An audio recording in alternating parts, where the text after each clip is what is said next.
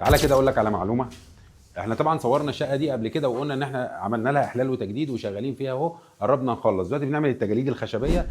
من المعلومه بقى اللي عايز اقول لك عليها، شايف الزاويه دي كده؟ الزاويه دي بتتعمل الطبيعي ان ممكن تتعمل زاويه 45 وبنقفلها كده علشان خاطر تبقى ايه، تبقى مظبوطه وشكلها حلو.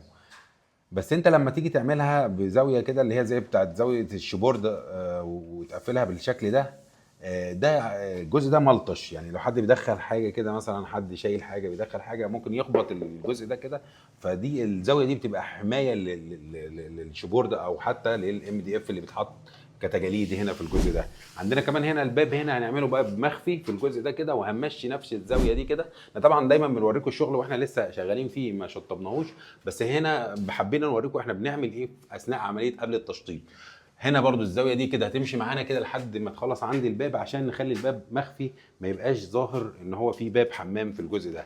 طبعا عمليات النجف وعمليات الصنفره والنقاش والناس كلها بتشتغل بحيث ان احنا نحاول نخلص برضو في اقصى وقت ممكن صنفره البيبان بالشكل ده عشان ندهنها دوكو.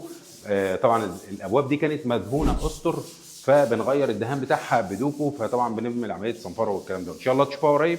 السلام عليكم ورحمه الله وبركاته.